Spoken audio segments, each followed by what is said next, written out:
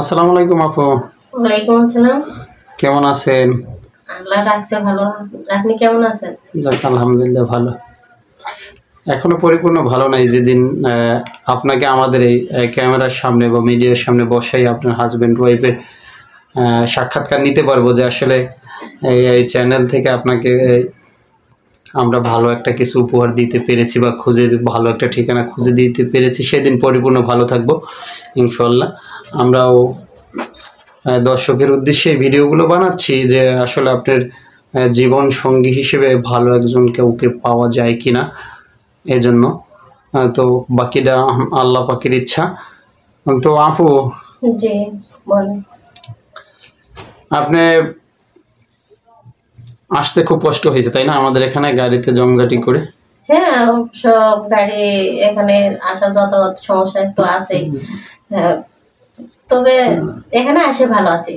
এখানে আসার পরে ভালো আছেন, কিন্তু এত কষ্ট করে এই গাড়ির জঞ্জাট এগুলো এই করে গরম, তীব্র গরম, এগুলোর মধ্যে আপনি আসছেন আসলে ভালো একটা জীবন সঙ্গী খুঁজে পাওয়ার জন্য বা ভালো একটা কিছু এই ঠিকানা পাওয়া যায় কিনা এই আশা করি তো, তাই না? জি যাক আলহামদুলিল্লাহ, যদি আল্লাহ কবুল করে তো অবশ্যই পাবেন। আপু,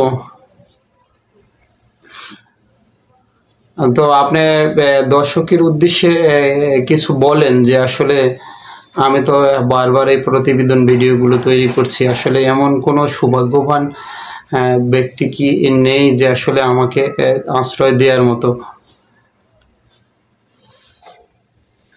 আমি একটা মানুষকে খুঁজতে আসছি আপনাদের কাছে, যে আমার দায়িত্ব নেবে। আমি ছোটবেলা থেকে যতটা কষ্ট অসহায়ের মধ্যে ছিলাম, সেই কষ্ট আর অসহায়ের মধ্যে যেন আমি আর না থাকি, সেরকম একটা মানুষের খোঁজ করতে এই আসছে এখানে। বারবার আমাদের এই মিডিয়ার ক্যামেরার সামনে শুধু এমন একটা মানুষের সন্ধানই চলে আসেন, তাই তো? হ্যাঁ, আমি দারিদ্রতা কি জিনিস সেটা জানি। আমি জানি